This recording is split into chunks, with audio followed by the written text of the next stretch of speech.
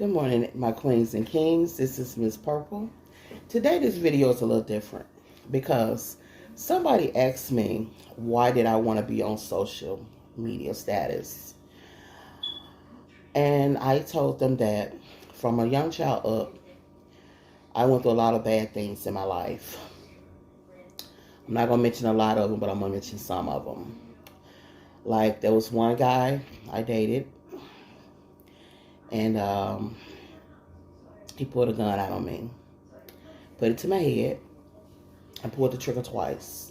So he was playing Russian roulette with me because he cheated on me and got somebody pregnant. So me being the stupid young woman I was, turned around and cheated on him. And he found out, and he pulled a gun on me and told me if I ever cheated on him again, he would kill me the next time. After that, I never saw the young man again. I'm not going to name names of these young men, but then I turned around and I dated another young man.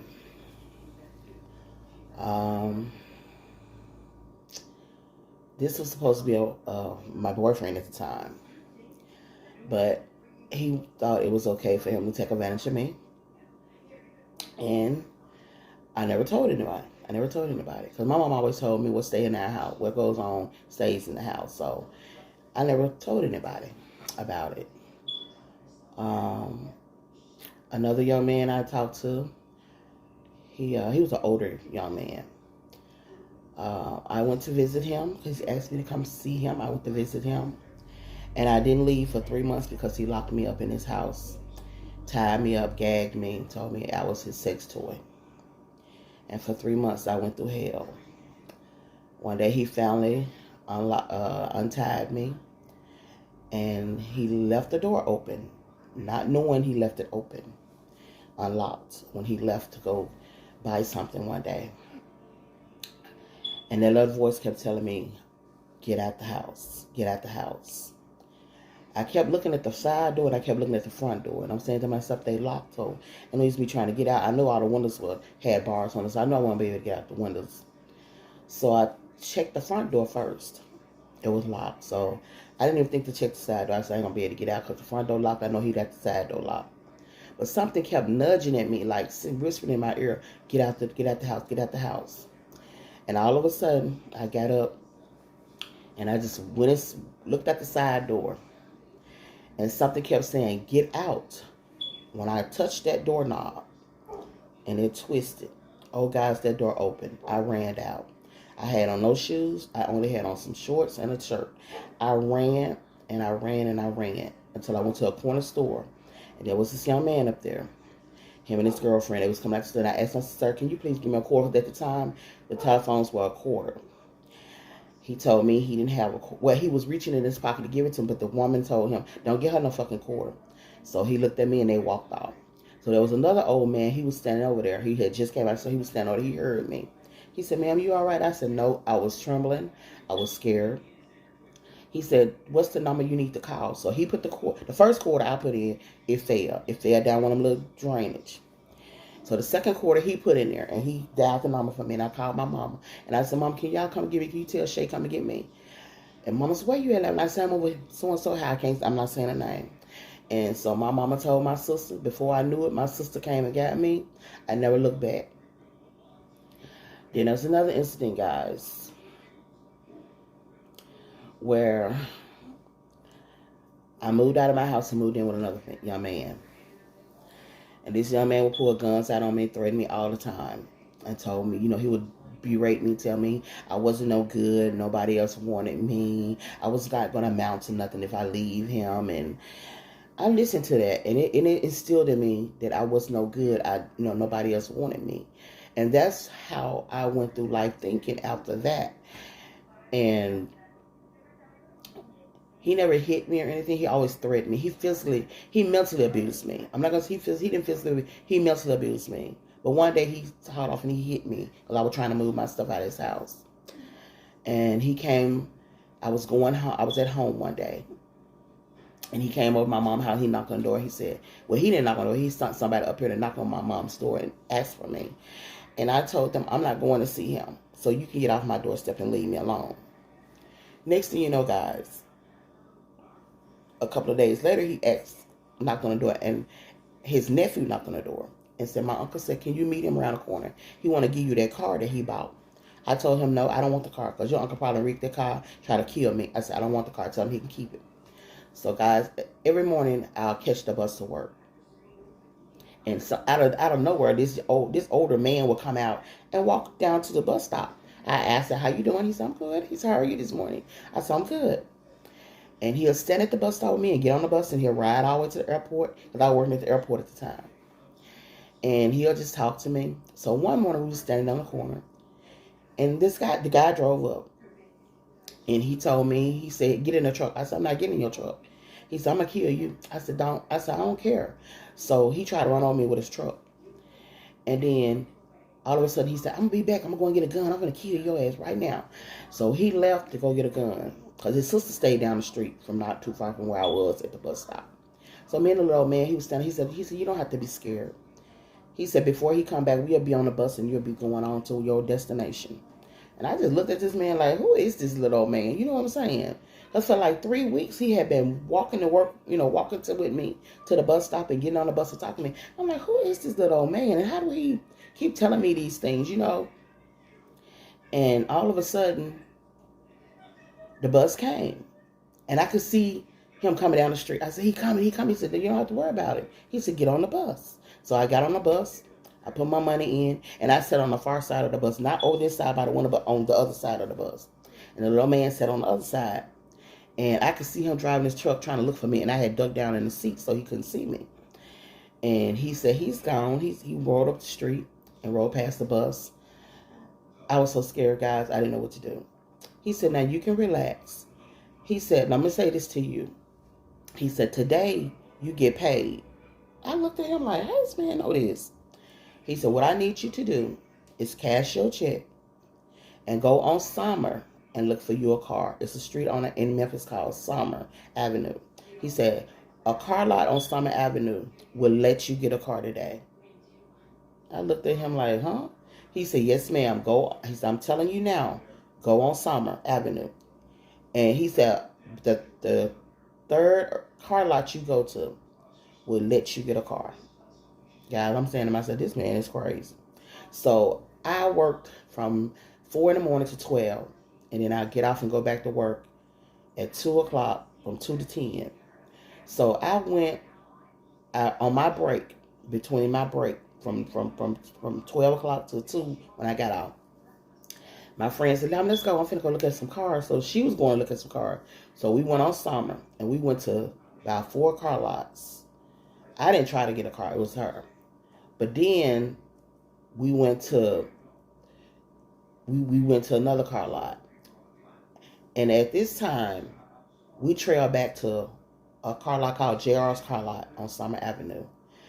And I said, let me try to see, can I look for a car? I was out there looking, and it was a Camaro on the lot. And I wanted it so bad. And the guy, they sold it to me. But I had problems with it. So when I took it back, the manager was mad at the man that sold it to me. Because he said he told that man, don't sell that Camaro because it had some issues. So I took it back, and I ended up getting me another car. But that day, guys, I actually got a car.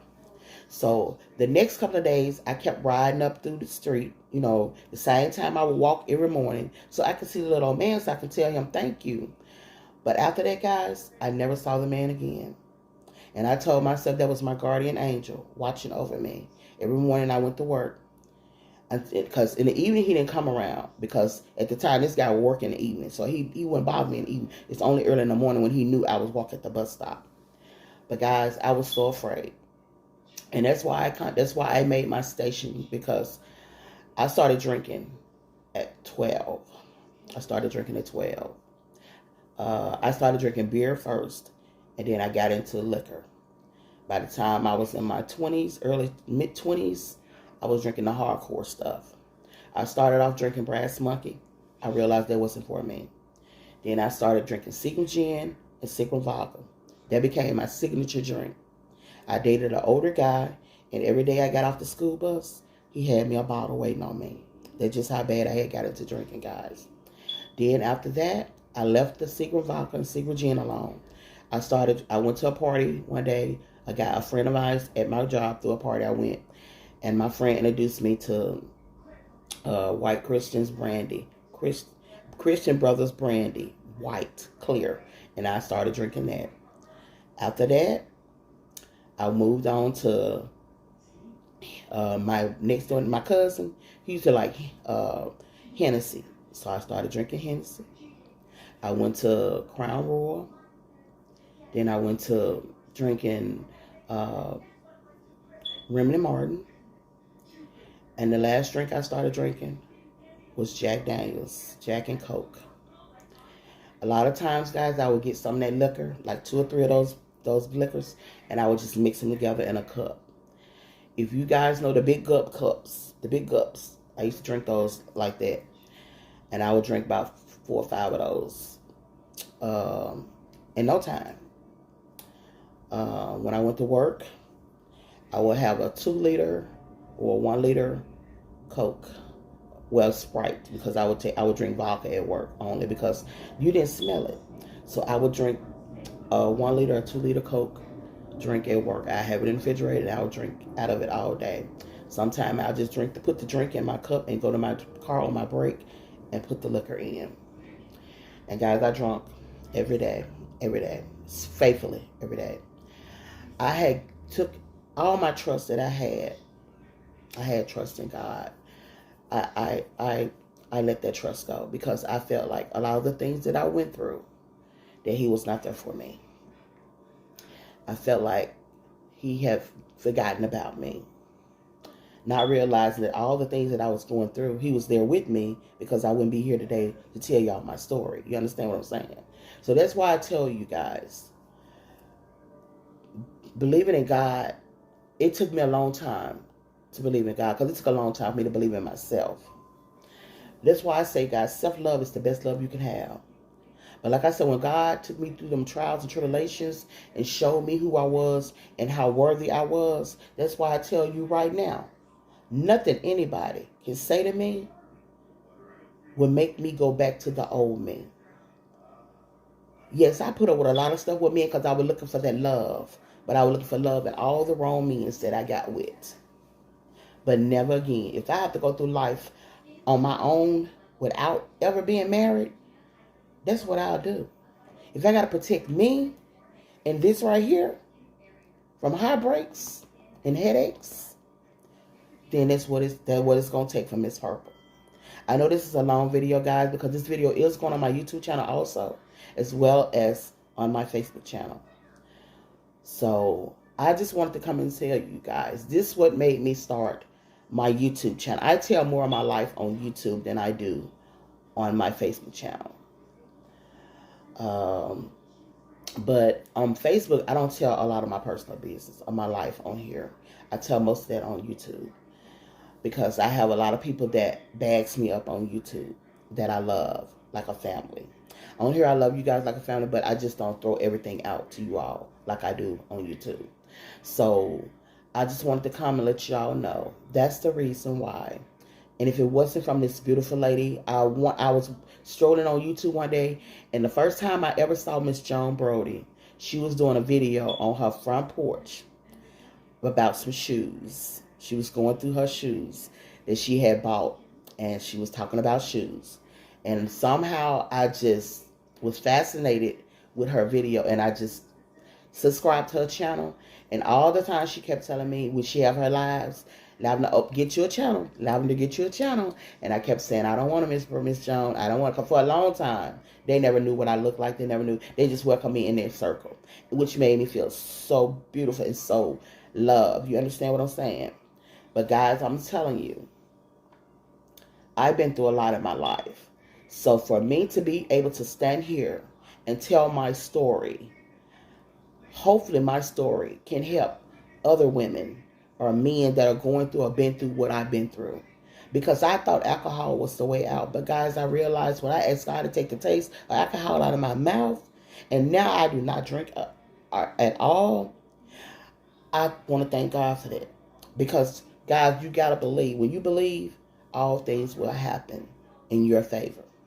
Because I learned when you have negative attitude, you will get negative results in life. In order for you to move and have something in life, you got to be positive, guys. You got to stay focused. You got to stay prayed up, because prayer is the answer. I don't care what nobody say. We can be going through the roughest of the roughest, but if God want to move you and put you in a better situation than what you are in, you got to pray, believe, and I'm going to say this, be patient.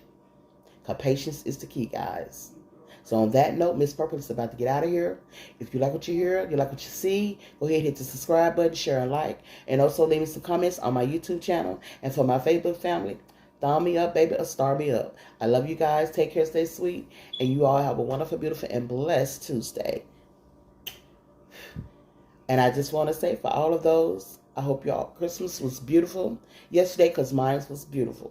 And I know we still consider today as Christmas because people pass out Christmas gifts up until the last of the year, of the month. So on that behalf, guys, like Miss Purple always say, a beautiful smile and a kind word goes a very long way, because you never know what a person's going through that day. Now on that behalf, Miss Purple is about to get out of here, go have a cup of coffee, and chill for the rest of the day so she can go to work for the rest of the week. Take care, stay sweet. And I'm out of here. I'm dropping the mic. Peace, love, hugs, and oh yes, baby. Kisses from me to you. Take care, stay sweet, and God bless each and every one of you. Mwah. Sorry this long, guys.